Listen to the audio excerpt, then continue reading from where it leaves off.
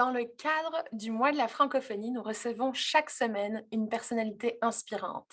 Aujourd'hui, nous souhaitons la bienvenue à une femme de passion, leader et engagée. Je suis Sonia Bellil, chargée de projet de l'Association des communautés francophones de l'Ontario, Stormont Dundas et Glengarry. L'ACFO SDG est un organisme rassembleur de SDG. Elle offre des services communautaires, culturels, récréatifs et économiques novateurs au sein d'une communauté fière et diversifiée. Et tout dernièrement, nos deux organisations, l'ACFO WEC et ACFO SDG, collaboraient pour soutenir l'élaboration de votre plan stratégique. Avant de débuter, nous voulons reconnaître que nous avons le privilège aujourd'hui d'être sur un territoire ancestral Mohawk et que nous voulons reconnaître toutes les contributions des Autochtones dans le passé, le présent et le futur. Et parce que nous sommes en virtuel, nous rendons hommage à tous les peuples autochtones à travers le Canada. Niawen. Kelsey Santarossa.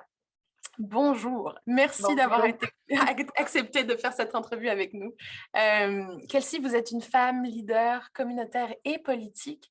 Vous êtes une membre fière de votre communauté de Windsor-Essex. Et comme cela est décrit dans votre profil, vous cherchez à avoir un impact positif dans tous les domaines de votre vie.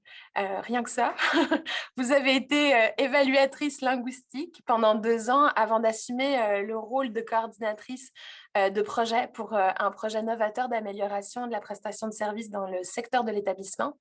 Votre passion pour la politique et l'engagement des jeunes vous a poussé à fonder la coalition des conseils jeunesse du Canada et à vous présenter comme conseillère municipale du quartier 3 à Lakeshore. Vous avez toujours cru en la représentation égale à tous les niveaux et dans tous les domaines, et vos efforts au travail par le biais de votre organisme sans but lucratif et par vos actions témoignent de cette vérité. Femme leader, passionnée et motivée, vous participez au progrès et à l'impact communautaire. Je vous l'ai déjà dit, mais bienvenue, puis je pense qu'on peut peut-être se tutoyer pour cette entrevue, c'est correct? S'il Oui. te plaît, et merci pour les beaux mots de bienvenue. Je l'apprécie tellement, c'est mon plaisir. Ben, c'est un plaisir. Moi, j'aimerais qu'on parle un peu de toi, de ta trajectoire. Tu as été très investie dans les différentes initiatives et la représentation jeunesse. Fait que, en tant que jeune, qu'est-ce qui t'a poussé à t'impliquer auprès d'organismes et de te lancer en politique notamment? Oui, donc pour moi, ça commence toujours avec des amis, c'est comme ça, et un peu de pression de mes parents. Donc, j'étais vraiment chanceuse. Autour de l'âge de, je dirais, 14 ans, on a un festival local chez nous, ça s'appelle Sunsplash. Et c'est toute une longue fin de semaine, le mois de juillet. Et j'avais besoin de combler mes 40 heures de service communautaire au secondaire. Et donc, ma mère a dit, ben, ils cherchent des bénévoles, juste des jeunes, de travailler le car show le vendredi soir en ville. Alors, j'ai dit, OK, mets-moi avec, tu sais, comme les enfants de tes collègues et ça me va. Mais là, voici moi à la table avec le gars qui est toujours mon meilleur ami du monde. Ça fait au-delà de... Bon, je n'aimerais vraiment pas dire combien de temps ça fait qu'on est des amis, là. À peu près 14 ans, 15 ans. Mais bon, et ça, c'est comment on s'est rencontrés. Et donc, on était là à la table aussi avec un autre jeune qui était membre du conseil jeunesse de la municipalité à ce temps-ci. Et donc, il savait que nous deux, moi et mon ami, on voulait s'impliquer dans la vie communautaire. Donc, il nous a fait une invitation de se présenter juste pour une petite rencontre, savoir si ça c'était le conseil jeunesse à ce temps-là, était quelque chose qui nous intéressait. Ben, c'est évident que ça l'était et je l'ai beaucoup apprécié. Donc, moi, je suis devenue membre en août. Mon meilleur ami est devenu membre en septembre 2008 et moi, j'étais là jusqu'à septembre 2015. Donc, j'ai vraiment pas lâché mon implication. Et donc, cela, avec les introductions à ce temps-là, avec les membres des conseils, des autres politiques dans la région, m'a vraiment donné une introduction de base à ma communauté que j'aurais pas reçu autrement. Donc, c'était vraiment quelque chose de spécial. J'étais aussi impliquée au secondaire, donc cela m'a donné un accès à notre communauté francophone. Donc, avec ma connexion maintenant à l'ACFOWEC, lorsque je suis devenue professionnelle dans la position que j'occupe maintenant à Workforce Windsor-Essex, j'étais autour de la table avec d'autres francophones et des visages et des personnes que je connaissais depuis le secondaire. Et donc, pour moi, c'est toujours la connexion à la communauté, mais c'est avec ces gens qui s'impliquent. Comme je m'attache à ce monde qui partage avec moi cette passion pour le développement communautaire. Mais j'aime ça, l'évolution, ça, c'est vraiment inspirant, là, comme moi, ma question, c'est, tu mentionnes ton engagement jeune, puis ta connexion à la communauté, puis comment ça t'a impacté ensuite dans ton engagement avec la CFOEC, mais Oui. tout ça, là, tu as toujours eu ces rôles-là de leadership. Est-ce que c'est quelque chose qui a toujours été, qui t'a toujours imprégné, puis surtout, comment tu l'as envisagé? On ne sait jamais où on va arriver. Moi, je suis, depuis que j'ai commencé l'école, moi, je suis la personne, si je connais la réponse, je lève ma main. Comme je suis toujours cette personne, j'étais toujours cette personne dans la salle de classe parce qu'une chose, moi, je connais la réponse, donc pourquoi pas l'offrir? Deuxièmement, j'ai quand personne veut se présenter et offrir une solution. Comme voici notre enseignant devant la salle de classe, puis qu'attend. Comme je sais que je suis pas la seule personne, donc vas-y, allez go la gang, comment il faut participer? C'est pour cette raison qu'on est là. Donc oui, je me trouve une personne qui est toujours prête à participer dans ces discussions et le travail comme personne. Mais j'ai la capacité de poursuivre d'autres choses, de changer d'idées, comme j'ai changé ma majeure à l'université quand j'étais là, comme 2 ou 3 fois pendant les 4 ans que j'étais là pour finalement dire, OK, sur les langues que j'adore vraiment avec les sciences politiques de base. Et puis, avec ces connexions que j'avais à cause du bénévolat que je faisais avec ces comités, j'avais ce soutien de ma communauté d'être capable de poursuivre ces autres postes. Donc, pour me présenter comme candidate dans l'élection, pour me présenter comme membre du CA de l'ACFO, et puis de suite vice-présidente et maintenant en tant que présidente. Donc, j'ai cet appui qui est vraiment, vraiment important d'identifier à un jeune âge et de garder, de maintenir au cours des années d'implication. C'est intéressant. Mais du coup, il y a déjà plein de notions là, que tu mentionnes. Hein? La notion de la communauté, ta cohérence dans ton engagement, l'engagement individuel, mais aussi le côté proactif. Je trouve que là, il y a plein de choses que tu partages avec nous, mais du coup, je me dis, ben, tu sais, par rapport à qu'est-ce qui t'a amené? Est-ce que c'est ces éléments-là? Puis comment est-ce que ça t'a amené à fonder la Coalition des conseils de jeunesse du Canada? Quel est le lien avec tout ça? Puis comment ça s'est passé? OK. Donc, moi, il faut que je fasse un petit retour. Donc, en 2015, j'ai dit, voici presque 8 ans de ma vie que je me suis présentée en tant que membre du conseil jeunesse de ma municipalité. Et là, j'étais pour déménager à Mississauga pendant quelques mois. J'ai dit, OK, voici la fin de mon travail avec ce comité. Je pense que je prends mon départ à un bon moment. On a beaucoup fait avec ce conseil, avec des événements, avec des services, avec plein de choses de ce côté-là. Donc, j'ai dit, OK, c'est le temps de prendre ma retraite en tant que jeune impliquée. Et donc, j'ai pris ma retraite du comité. Lorsque je suis retournée dans la région, j'ai dit, OK, je veux encore faire partie de ces belles choses, mais en tant qu'adulte. Donc, comment est-ce que je peux faire du mentorat comme quelqu'un qui a déjà passé cette expérience? Et là, les personnes à la municipalité à ce point-ci, à ce point-là, on dit, ben le comité, ça n'existe plus. On n'a pas fait de recrutement, on n'a pas allé chercher des jeunes qui voulaient s'impliquer. Et ça m'a pris au-delà de 2 semaines de juste être d'accord avec le fait que tout ce que moi j'ai travaillé pour pendant ces 8 ans, il n'y avait rien de montré. De continuation. Alors, j'ai commencé de faire un peu de recherche pour voir s'il y avait des autres communautés en Ontario qui avaient les mêmes expériences vécues. Donc, soit une difficulté d'engager les jeunes dans la vie politique, soit qu'ils avaient des conseils, mais ils ne faisaient pas beaucoup, ou peut-être il y avait un peu de débat ou de conflit avec les conseils parce qu'ils ne comprenaient vraiment pas comment engager les jeunes.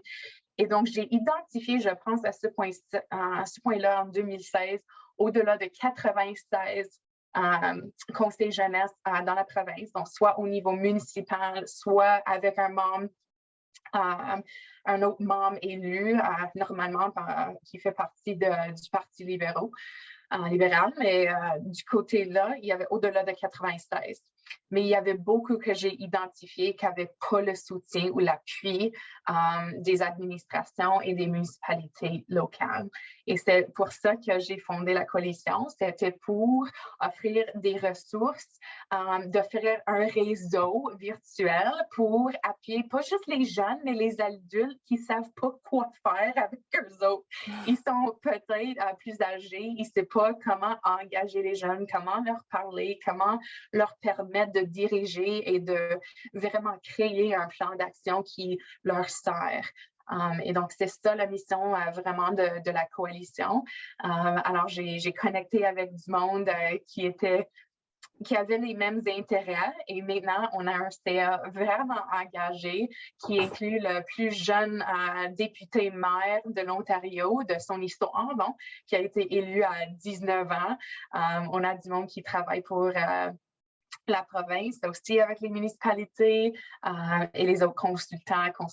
Donc, c'est vraiment quelque chose de spécial maintenant. Et ça, c'est ce qui m'a poussée. Et c'est évident que je tiens à cœur ma communauté à Lakeshore parce que c'est eux qui m'ont inspirée dans tout ce domaine-là. J'étais entrepreneur avec ma petite sœur dans la ville aussi. On avait une petite place de crème glacée pendant 4 ans. Donc, ça te permet vraiment de connaître la communauté et de savoir si tu as la capacité de faire des contributions de manière un peu plus politique. C'est intéressant. Tu mentionnes le défi d'engager les jeunesses dans ces initiatives-là d'impact et dans l'engagement politique notamment, avec toutes ces années d'expérience que tu as, puis avec toutes ces différentes situations dans lesquelles tu as pu mettre à bien ton expertise. Comment est-ce que les jeunes peuvent s'investir aujourd'hui? Oh, quelle question! OK. Peut-être que je vais le prendre du côté municipal, juste pour commencer. Moi, le conseil que je donne toujours aux municipalités, c'est de créer de la place à la table et donner un budget. Parce que les jeunes ont besoin de savoir que ce sont leurs actions qui comptent et pas juste leurs conseils. Comme juste donner des conseils à un conseil municipal, c'est plate. Il va falloir qu'on ait une opportunité d'engager, de créer un événement ou un prix ou de vraiment engager avec la communauté d'une différente façon. Et c'est difficile de le faire sans budget. Même si c'est 3 000, même si c'est 5 000, ça doit être pas grand-chose dans le cadre d'un budget municipal, mais juste une petite chose pour qu'ils se sentent responsables vraiment d'un grand projet. Voici une opportunité du côté des comités, par exemple. L'autre chose, c'est de savoir, est-ce qu'il y en a des comités avec des sièges pour les jeunes pour s'asseoir autour de la table? Est-ce qu'il y a quelque chose duquel tu es passionné dans ta communauté et que tu aimerais faire une députation ou bien une présentation à votre conseil municipal? Il y aura toujours des occasions de faire du bénévolat avec les différents comités, avec les organismes, avec les festivals, avec quoi que ce soit. Et donc, même si c'est juste envoyer un courriel, comme poser des questions, pourquoi est-ce qu'on n'a pas plus de choses à faire dans nos parcs? Pourquoi est-ce qu'on n'a pas d'événements pour des jeunes? Pose la question, offre des solutions à considérer pour ce monde-là. Et je pense que ça doit être la responsabilité aussi de l'administration et de nos communautés d'offrir une compensation à ces jeunes qui s'impliquent. Donc, si je remplis un sondage, si je me présente pour une consultation communautaire, est-ce que je peux recevoir mes heures de service communautaire pour combler 40 heures? Parce que c'est ça que moi, j'ai besoin juste de graduer. Et c'est vraiment, si tu gardes le curriculum de la province, c'est ça le but de ces 40 heures, c'est de voir ces jeunes s'impliquer dans la communauté de différentes manières. Donc, je pense qu'il faut avoir ce sens de responsabilité, ce sens qu'on peut accomplir quelque chose qui n'est pas juste donner des conseils.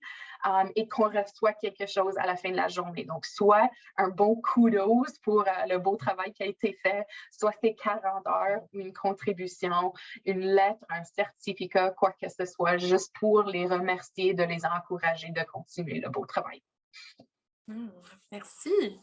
Moi, j'aimerais en savoir davantage sur ton rôle de conseillère municipale. Premièrement, comment ça se passe, comment ça se déroule, mais aussi qu'est-ce qu'il faut faire si la politique nous intéresse, là, comment est-ce qu'on y accède réellement. Je sais que tu as mentionné beaucoup de choses sur tes différentes expériences puis ton cheminement. Mais tu sais, faire face à des élections, là, c'est assez différent, il me semble, donc je sais pas, je suis curieuse. Oh, OK. Oui, c'est pas mal difficile. Ça prend beaucoup de temps. Je, moi, je suis vraiment chanceuse parce que la majorité de mon quartier sont des maisons dans une petite région. Donc, beaucoup de maisons, une petite place. Donc, c'est pas mal. C'est pas tellement rural. J'ai pas dû beaucoup marcher puis conduire juste pour cogner à des portes. Donc, j'étais chanceuse de ce côté-là. Et aussi, j'avais ce beau soutien et l'appui de mes amis, de la famille, de la communauté qui étaient présents, qui marchaient avec moi les fins de semaine, les soirées avant le souper parce qu'il y avait la confiance qu'on avait besoin d'une nouvelle voix à la table, un peu plus jeune, qui était un peu plus représentante de la communauté comme telle. Je pense que je peux dire que ça va. C'est déjà le 4e année de ce terme, mais donc on aura les élections fin de cette année, en octobre déjà. C'est fou de le considérer. Moi, je pense que j'aurais bien aimé, je pense, en 2018, savoir que j'étais pour être conseillère pendant une pandémie globale. Premièrement, ça, c'est pas quelque chose que j'anticipais à ce point-là, de me présenter comme candidate. Wow! Et j'ai beaucoup appris du système. Déjà, je le comprenais parce que j'étais impliquée pendant 8 années, donc c'était pas quelque chose de petit. J'ai travaillé avec la municipalité, je connaissais déjà les conseillers qui sont là depuis des décennies. Mais ça prend du temps changer les politiques. Ça prend du temps à voir les changements des idées, des pensées autour de la table. Donc, c'est pas toujours vite fait. Et la chose que beaucoup de personnes ne comprennent pas, c'est déjà les administrations ont une horaire. C'est comme il faut faire des mises à jour des grands politiques. Il faut faire les mises à jour des procédures, des plans, des quoi que ce soit. Et donc, quand je me suis présentée en 2018, j'ai dit, OK, voici, on va changer les règlements de ça, de ça, de ça, de ça, de ça. Et puis, ben non, ça a été déjà fait, ça fait 2 ans. Donc, il va falloir que tu attends ou soit que tu te présentes encore parce que c'est pas le temps de le faire. Donc, voici, il faut pas que tu te présentes juste pour accomplir une petite chose ou 2 choses. C'est vraiment de savoir que ta responsabilité en tant qu'élu, c'est vraiment de prendre soin de toute la municipalité. C'est pas juste de son quartier qui t'a élu, si ça c'est votre système et c'est pas fait grandement, mais c'est juste de vraiment savoir qu'il faut prendre soin de tout le monde. Il y a un système, une horaire de faire des mises à jour et de savoir comment ta perspective c'est lié et représentatif d'un part de ta communauté, mais d'assurer que où la perspective de la communauté manque autour de la table, que toi, tu utilises ta voix d'assurer qu'ils ne sont pas oubliés.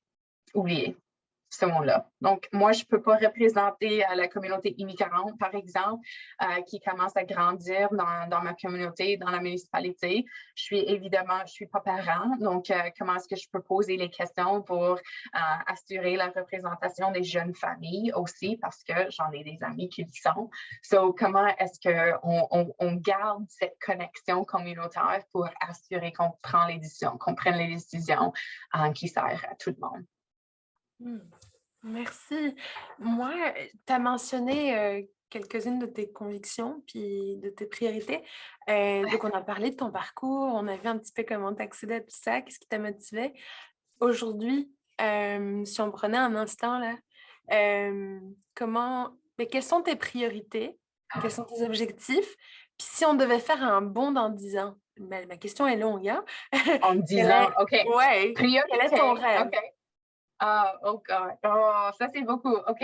Logement abordable, pour moi, ça doit être une des premières choses. Et ça s'accomplit de plusieurs manières. C'est difficile, comme il y a la réglementation de zonage. Donc, comment est-ce qu'on change ces règlements pour permettre et d'inspirer le monde qui fait le développement de vraiment construire des logements abordables. On ne le voit pas souvent. Comme dans mon coin, c'est au-delà du million ou de 900 000 la maison.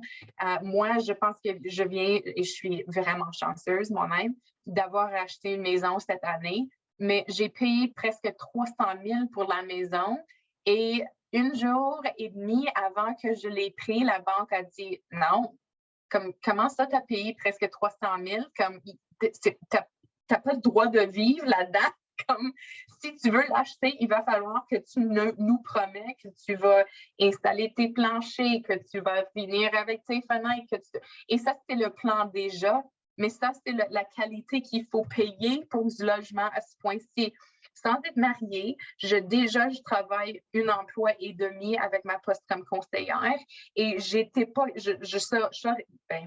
sans ma famille et les amis et encore l'appui, voici le terme, hein, on connaît qu'on a de soutien et de support. Sans eux autres, je ne serais pas capable d'acheter une maison cette année. Et donc, ça devient de plus en plus impossible pour les jeunes en Ontario. Alors, pour moi, c'est le logement abordable, c'est certain. Donc, de savoir à chaque étape comment est-ce qu'on peut le faire. On a aussi dans notre région beaucoup de problèmes avec les inondations. On est entouré de l'eau ici à Windsor-Essex. Donc, on a le lac Saint-Clair, le lac Erie juste en dessous. Et c'est vraiment juste des champs. Donc, c'est vraiment plat ici au sud-ouest de l'Ontario. Il n'y a pas de collines, il y a vraiment rien. C'est comme si moi, je me mets ici, toi, tu te mets à Chatham-Kent, c'est presque qu'on se voit. OK? Alors, quand on reçoit beaucoup de pluie, notre infrastructure, ça n'a été pas créé de subir ces tempêtes qu'on reçoit ces dernières 5 années. Alors, pour moi, logement abordable, nous protéger des inondations, assurer le développement un peu plus compact pour permettre des autres services en tant que transport public ou transport partagé, aussi du côté développement économique. Comment est-ce qu'on peut mieux travailler en tant que comté d'Essex, donc toutes nos municipalités en dessous du comté, avec la ville de Windsor, pour assurer une prospérité mutuelle dans la région, parce qu'on ne fait pas trop de collaboration et on devrait le faire un peu plus souvent. Donc, j'essaie toujours d'insérer et d'inspirer un peu sur ce côté-là, de travailler ensemble. Ben, merci. J'aime que tu mentionnes ces choses-là, l'accessibilité, le développement de la communauté, puis l'évaluation et la protection aux risques liés aux catastrophes naturelles. Je trouve que ça aussi, c'est très important. C'est tous des éléments qui sont aussi importants pour la QSDG parce qu'on s'active pour promouvoir et mettre en œuvre des initiatives qui s'inscrivent justement dans les objectifs de développement durable. Et ces objectifs semblent rejoindre plusieurs de tes interventions parce que, ben, je l'ai mentionné à plusieurs reprises, tu as ce fil conducteur de la communauté, du soutien, puis du développement de ta communauté, puis c'est des choses qui te motivent. Donc, pour changer le monde, c'est tout l'objectif, c'est toute la mission des objectifs de développement durable, avoir de l'impact, assurer une égalité des chances pour toutes et tous, encourager les jeunes à prendre notre place, puis à participer aux discussions. Quel serait ton conseil, ton message à la jeunesse franco-ontarienne et particulièrement aux jeunes femmes de notre belle province? Oh, implique-toi et pose pas des questions de pourquoi tu te penses capable. OK? Juste, il faut que tu te crois capable et que tu te vois à la table. Je pense que premièrement, ça, c'est la plus importante. C'est quand on a cette doute ou on se pose des questions de est-ce que je suis la meilleure personne de se présenter? Bien, c'est évident qu'on serait toujours mieux que quelqu'un d'autre et il y aura peut-être quelqu'un mieux que moi de se présenter, mais pourquoi pas moi? j'ai la capacité, je sais que je suis douée et j'ai la capacité de penser de ces choses d'une façon qui aura, je pense, un impact positif sur ma communauté. On entend tellement souvent qu'on regarde, par exemple, un poster, un affichage de poste, right, pour un emploi. Et voici toutes les qualifications requises et voici le travail qu'il va falloir faire. Les femmes, plus souvent que les hommes, regardent les qualifications. Si on n'a pas comme 90% des qualifications, on ne fait pas de demande. Les gars, c'est pas pareil. 60%, 50%, OK, je vais faire demande pour la poste. Donc, il va falloir que même si les chances sont pas tellement, on les croit pas tellement positives, la chance est là. On voit que les femmes sont élues presque pareil aux hommes lorsqu'ils s'impliquent. Mais la difficulté, c'est qu'on n'a pas le même montant de candidats, les femmes qui se présentent. Ça, c'est le fait. Moi, j'étais une femme contre 3 hommes dans leur quarantaine, cinquantaine, juste dans mon quartier. Donc, voici 25%. C'est pas 50 et 50 qui essaient de se présenter pour le même poste. Donc, comme jeune, je te dirais de t'impliquer, d'apprendre des personnes, même s'ils sont des hommes ou même s'ils sont des femmes, qui sont déjà là, qui s'occupent des postes que tu aimerais prendre dans le futur. Juste pour apprendre. Il ne faut pas que ça soit certainement quelque chose que tu aimerais faire, mais la vie politique, c'est quelque chose qu'il faut s'impliquer dedans pour toujours. Right? C'est pas, on le fait ici comme adolescent et puis encore à 50 ans, comme on veut voir cette continuité. Donc, pour les jeunes, je dirais d'identifier ce soutien. C'est pas juste à eux, par contre, de l'identifier, donc de demander, poser des questions, qui est disponible de me jaser, de me parler de ces choses-là, mais aussi des personnes qui sont autour de la table depuis des décennies, de savoir quand c'est le temps d'y aller et de prendre la retraite et d'essayer d'identifier les personnes, peut-être les femmes francophones, peut-être les jeunes femmes francophones, de prendre ces postes et de se présenter comme candidat bien préparé et bien informé. Parce qu'on a besoin de planifier pour cette relève. Donc, c'est pas juste de se présenter parce que ça fait 40 ans que tu as le poste de maire ou de député maire ou quoi que ce soit, mais de savoir il faut prendre la retraite à quelque temps. C'est quand le meilleur moment de planifier pour les prochaines personnes qui sont autour de la table. Merci d'inspirer notre jeunesse. Moi, automatiquement, là, on a est-elle en arrière-plan, là, je suis sûre, je me demande, là, je me dis, est-ce qu'on est en phase est-elle? Moi, je pense à tellement de jeunes dans notre communauté qui s'engagent, puis je suis certaine que ton message et puis tes différents conseils vont tomber dans leur... Oui, mais oui, c'est super! Merci.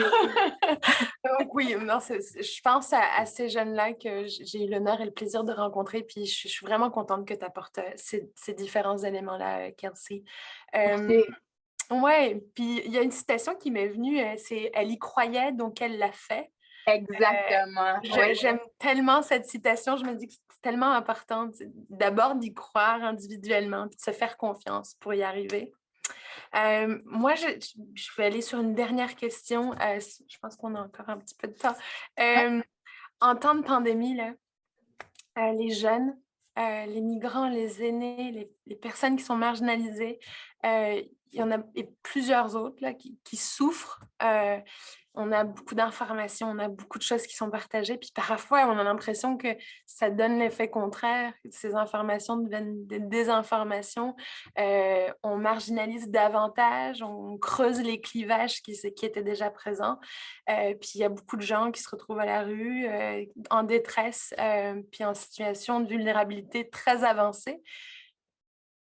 Quelle est l'approche que toi, tu prends par rapport à ça en ce temps de pandémie? Là, comment est-ce que toi, tu l'envisages? Est-ce que c'est un défi bien trop grand? Est-ce que tu as une idée particulière? Et c'est un défi pour tout le monde. Et ça, c'est la difficulté. Je pense que j'ai entendu la même chose. Quelqu'un a dit, on est dans le même tempête, oui, mais pas dans le même bateau. Par exemple, il y en a qui n'ont pas de bateau qui nagent dans le tempête, right? Donc, c'est pas juste d'assumer que tout le monde va tout sortir de la pandémie avec les mêmes ressources. Donc, je pense que pour moi, avec mes propres capacités, je vais parler de moi-même, par exemple, je travaille avec mon organisme d'identifier les soutiens et d'assurer que les personnes vulnérables ont accès. En tant que conseillère, j'espère et j'essaye, parce que c'est pas assez de juste d'espérer, il faut travailler, le mettre en œuvre. Mais bon, de partager les informations avec les ressources communautaires, d'être présent, d'être disponible pour les appels, pour assurer que nos politiques et nos procédures considèrent ces personnes-là, parce que de continuer, par exemple, avec des sessions d'information pour le grand public ou de faire la consultation, c'est pas pareil que comment ça l'était avant la pandémie. Le monde a des différentes priorités à ce point-ci qu'il avait en, comme 2018. Donc, de savoir que la manière dont on interagit avec la communauté, avec les institutions, avec les services, c'est franchement différent que ça l'était en 2018. Et que lorsqu'on revisite et on ait ces conversations de nouveau, il faut qu'on prenne compte de ça. Et donc, ça, c'est pas juste pour moi en tant que conseillère de poser les bonnes questions à la table, d'assurer que notre administration pose les bonnes questions du grand public, mais pour moi aussi d'assurer que j'essaie de partager les bons mots avec tout le monde.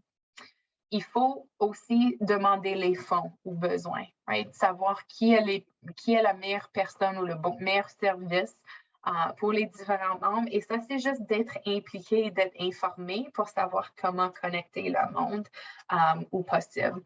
Je suis chanceuse et je sais que je suis chanceuse, que je pense que moi, je quitte la pandémie plus contente que je l'étais avant. Je travaillais à la maison, j'étais chanceuse d'avoir un parent à la retraite, quelqu'un d'autre qui est sorti du monde de travail pendant la pandémie. Et je sais que c'est moi et ma sœur. Donc, on est dans notre vingtaine, on n'a pas d'enfants, on n'était pas à la maison avec nos enfants qui n'étaient pas à l'école. Mais il faut être reconnaissant du fait qu'on était chanceux, là, la famille. Comme je connais personne qui est mort de la pandémie ou de la COVID-19, comme c'est vraiment quelque chose de spécial. Et je sais que moi, je suis presque seule ou une petite minorité qui a vécu cette expérience. Et donc, il faut prendre compte de ça. Merci Kelsey. Je pense que c'est la meilleure manière de terminer notre entrevue sur ces messages importants, je pense. Au nom de la FOSDG, Kelsey, je veux prendre un instant pour te remercier d'avoir pris le temps de partager avec nous, puis de nous laisser entrevoir la femme très inspirante que tu es, puis la leader importante que tu es dans ta communauté. Puis je pense aussi au-delà, t'inspires davantage de jeunes et de jeunes femmes. J'aimerais aussi remercier Ethel qui est en arrière-plan et en soutien. Merci à tous, puis merci à notre audience de nous suivre et de nous avoir écoutés ce soir. Grand plaisir. Merci, Sonia.